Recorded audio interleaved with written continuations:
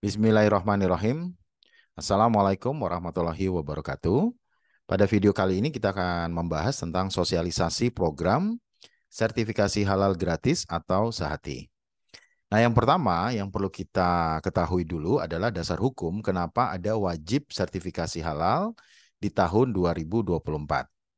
Yang pertama adalah landasan hukum yaitu Undang-Undang 33 tahun 2014 tentang jaminan produk halal. Yang kemudian dilanjutkan dengan adanya peraturan pemerintah nomor 31 tahun 2019 tentang peraturan pelaksana Undang-Undang 33 tahun 2014 tentang jaminan produk halal. Nah, di dalam Undang-Undang nomor 33 tahun 2014 tentang jaminan produk halal, yang dulunya kewenangan untuk sertifikasi halal itu ada di Majelis Ulama Indonesia, saat ini sudah menjadi kewenangan dari BPJPH atau Badan Penyelenggara Jaminan Produk Halal di bawah Kementerian Agama Republik Indonesia. Dan logo halal juga mengalami perubahan ya menjadi logo halal yang baru. Nah, kemudian di dalam peraturan pemerintah nomor 39 tahun 2021 tentang penyelenggaraan bidang jaminan produk halal, di sini di pasal 140 ya, ini sudah dicantumkan bahwa ada kewajiban bersertifikat halal bagi produk makanan, minuman, hasil sembelihan dan jasa penyembelihan mulai pada tanggal 17 Oktober 2019 sampai dengan tanggal 17 Oktober 2024. Jadi Bapak dan Ibu ya bisa dilihat di sini bahwa memang ini sudah ada undang-undang ya, peraturan perundangan yang mewajibkan tanggal 17 Oktober 2024 semuanya sudah harus wajib ya bersertifikat halal. Nah, terkait dengan itu juga akan menyangkut kepada para pelaku usaha mikro dan ini dituangkan dalam Peraturan Menteri Agama nomor 20 tahun 2021 bahwa produk yang dihasilkan oleh pelaku usaha mikro dan kecil wajib bersertifikat halal dan kewajiban itu ya ini didasarkan atas pernyataan pelaku usaha mikro dan kecil. Nah, kemudian di peraturan pemerintah nomor 39 tahun 2021 tentang penyelenggaraan bidang jaminan produk halal juga di pasal 149 ya ini juga tercantum apabila tidak dilakukan ya maka ada sanksi administratif yaitu berupa peringatan tertulis, ada denda administratif, pencabutan sertifikat halal ataupun penarikan barang dari peredaran.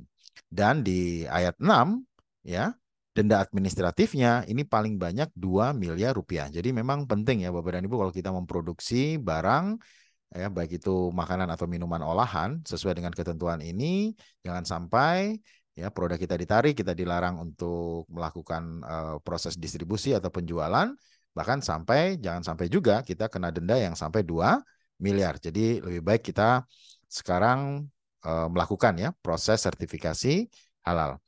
Nah, program sertifikasi halal bagi produk ini juga diberikan fasilitasi gratis. Nah, seperti apa program sertifikasi produk halal gratis ini? Ya, kita akan lihat di Peraturan Menteri Agama nomor 20 tahun 2021 ya bahwa permohonan sertifikat halal yang diajukan oleh Bapak dan Ibu selaku pelaku usaha mikro dan kecil ini tidak dikenakan biaya ya dengan mempertimbangkan kemampuan keuangan negara. Jadi kriterianya adalah usaha Bapak dan Ibu belum pernah mendapatkan fasilitasi pembiayaan sertifikat halal, sudah memiliki nomor induk berusaha dan memproduksi barang bukan menjual ya. Jadi kalau menjual itu tidak mendapatkan fasilitasi. Jadi khusus yang memproduksi barang, makanan dan minuman olahan tadi. Nah, di pasal 19 nanti Bapak dan Ibu ya akan didampingi oleh P3H dalam melakukan verifikasi dan validasi pernyataan kehalalan dari pelaku usaha. Kemudian proses verval ini akan meliputi bahan dan proses produk halal. Nah, terkait dengan itu ya sudah dituangkan petunjuk teknis pendampingan proses produk halal dalam kewajiban halal pelaku usaha mikro dan kecil berdasar pernyataan pelaku usaha ini sesuai dengan keputusan Kepala BPJPH nomor 22 tahun 2023. Dan Bapak dan Ibu ya ini beruntung yang dimaksud tadi dengan sertifikasi halal gratis adalah Bapak dan Ibu selaku pelaku usaha mikro dan kecil ini mendapatkan program subsidi 100% atas biaya pengurusan sertifikat halal ya, yang ini nanti diberikan oleh pemerintah bagi Bapak dan Ibu khusus yang memproduksi makanan dan minuman olahan dengan proses sederhana dan rendah risiko.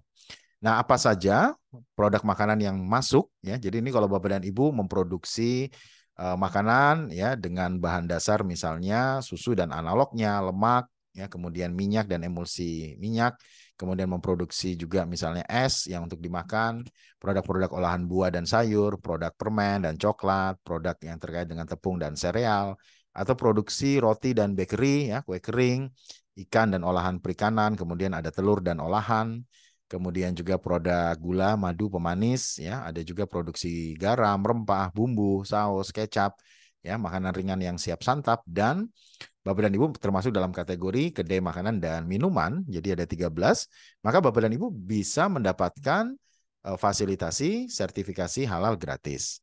Nah, juga ada 6 jenis nanti ya, kita bahas tentang minuman. Nah, kita akan bahas dulu satu-satu jenis produk susu apa aja. Jadi misalnya es krim, ya, es susu, ya, ini masuk ya di dalam program Sehati. Ya, ada KBLI-nya juga 10531.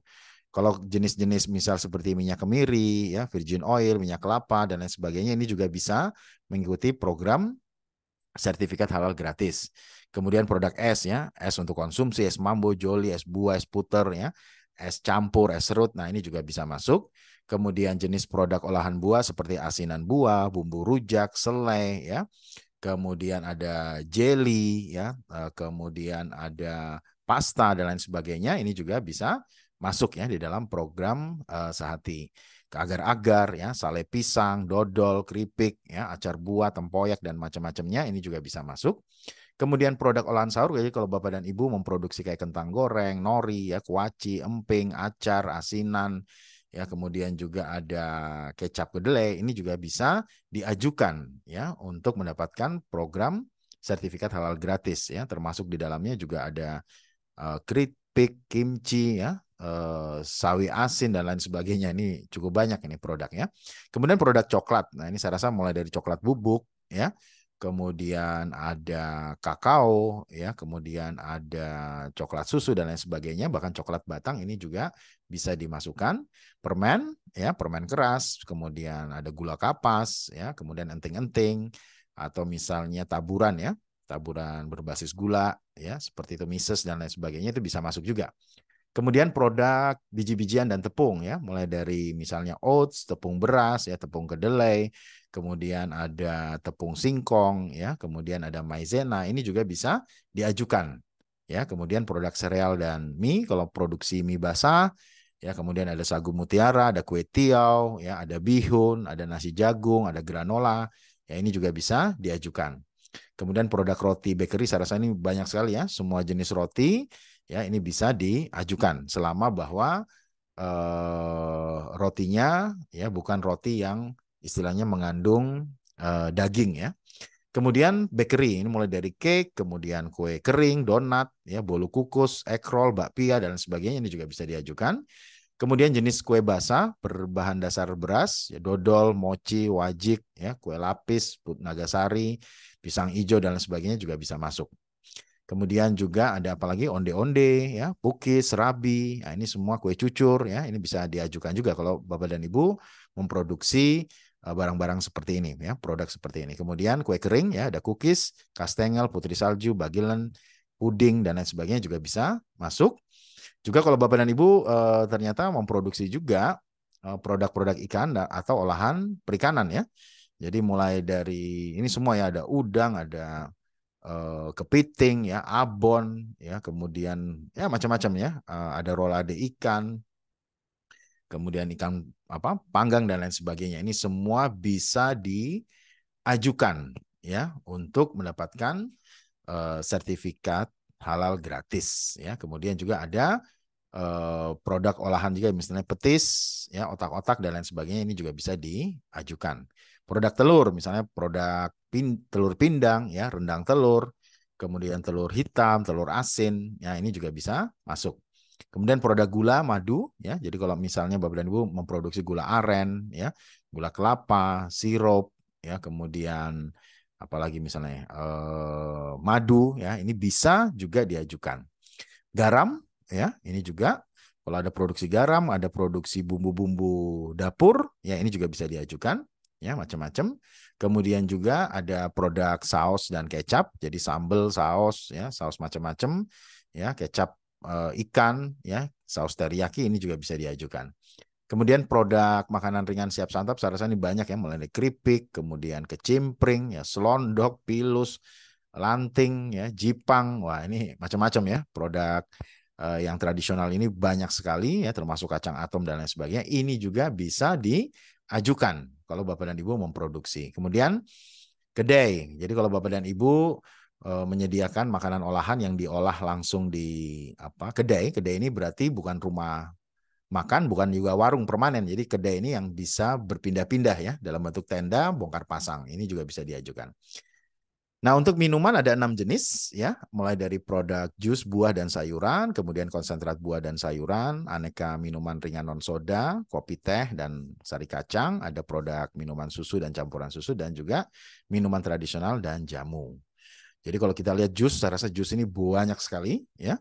Bisa dilihat sendiri di sini macam-macam buah ya yang ada di pasaran maupun juga sayur begitu, itu bisa diajukan, termasuk konsentrat ya. Konsentratnya juga bisa, minuman non soda ini juga banyak ya, ginger ale, kemudian limun, crush, punches, kemudian minuman coklat dan lain sebagainya ini juga bisa. Kemudian ada produk minuman kopi, teh, sari kacang ya, ini juga bisa diajukan. Minuman susu ya, susu yang berasa misalnya dikasih stroberi, dikasih macam-macam gitu ya, atau duren atau apa, itu juga bisa diajukan. Yogurt itu juga bisa. Kemudian minuman tradisional dan jamu, bandrek, bajigur, wedang jahe, ya, bir peletok, itu semua bisa diajukan juga. Nah, sekarang proses pengajuannya bagaimana nih? Proses pengajuannya sederhana, jadi Bapak dan Ibu selaku pelaku usaha mikro dan kecil tadi harus didampingi oleh P3H, yaitu pendamping proses produk halal. Jadi nanti akan dilakukan pendampingan di mana nanti P3 akan melakukan proses verifikasi. Jadi Bapak dan Ibu menyatakan, oh produk saya halal, maka ada pihak yang melakukan verifikasi ya, dan ini P3H-nya nanti akan dibina ya, diawasi juga oleh lembaga pendampingan yaitu LP3H Edukasi Wakaf Indonesia. Nah, jadi nanti Bapak dan Ibu yang perlu dipersiapkan adalah punya NIB dan KBLI. Ini wajib ya. Jadi KBLI itu adalah klasifikasi baku lapangan usaha Indonesia. Ini harus memenuhi 61 KBLI yang masuk dalam sehati. Kemudian NIB juga harus memiliki, dan ini bisa diurus secara mandiri atau bisa menggunakan jasa. Nah, nanti kemudian Bapak dan Ibu akan didampingi untuk melakukan pengisian data produk, nama, foto, kemasan, proses, ya, bahan baku, dan lain sebagainya. Baru setelah itu bisa diajukan untuk mendapatkan sertifikasi halal, dan ini prosesnya antara 14 sampai 60 hari. Ya, nanti akan ada verifikasi data, ya, kemudian ada masuk ke komite fatwa, dan kemudian penerbitan sertifikat halalnya. Nah, ini Bapak dan Ibu akan didampingi oleh pendamping proses produk halal yang tadi ya, P3H. Nah, Bapak dan Ibu, walaupun di situ ada batas waktu 14 sampai 60 hari, bisa jadi waktunya lebih lama kalau misalnya data yang Bapak Ibu input selaku pelaku usaha itu ternyata tidak sesuai dengan standar dari BPJPH. Jadi ada proses revisi, pengembalian ya, dan bahkan juga bisa ditolak juga kalau memang ternyata tidak sesuai. Jadi penting didampingi supaya prosesnya bisa lebih cepat. Nah, untuk mempermudah, Bapak dan Ibu bisa menggunakan layanan pendampingan yaitu yang ada di sertifikasihalal.id, di mana nanti di situ Bapak dan Ibu lebih mudah ya dilakukan pendampingan karena tinggal mengisi data NIB dan lain sebagainya, kemudian foto ya, kemudian tinggal disubmit sehingga nanti bisa dibantu prosesnya oleh P3H. Nah, di sini nanti sudah ada contoh-contoh juga di dalam platform itu bagaimana Bapak dan Ibu selaku pelaku usaha bisa mengisi ya, contoh foto produk, kemudian apa yang harus diisi ya. Ini semua sudah ada contoh-contoh produk yang lulus ya, sehingga Bapak dan Ibu lebih nyaman ya dalam berusaha karena produknya sudah mendapatkan sertifikasi halal. Jadi nanti secara proses pendamping proses produk halal akan mendampingi Bapak dan Ibu ya menggunakan aplikasi ini sehingga Bapak dan Ibu tinggal mengisi dan nanti mendapatkan email konfirmasi. Nanti akan dibantu didampingi memperbaiki data-data yang masih kurang, mungkin foto produk kurang jelas, label produknya nggak ada, NIB ya KBLI-nya perlu disesuaikan sehingga semua proses akan sesuai. Sehingga Setelah sesuai, baru nanti Bapak dan Ibu selaku pelaku usaha akan didampingi membuat account di Si Halal. Ya, sehingga nanti prosesnya bisa lebih cepat. Dan ini nanti akan keluar sertifikat halal seperti ini, ya, sehingga Bapak dan Ibu usahanya jadi lebih laris lagi, ya. Jadi yuk segera dihalalin produknya, bisnis makin berkah, makin unggul, ya, penjualan makin laris, dan insya Allah makin sejahtera. Nah, Bapak dan Ibu nanti silakan menghubungi P3H Edukasi Wakaf Indonesia untuk mendapatkan pendampingan. Kurang lebih itu, mohon maaf bila ada salah kata dan penyampaian. Wabillahi taufiq wal hidayah. Wassalamualaikum warahmatullahi wabarakatuh.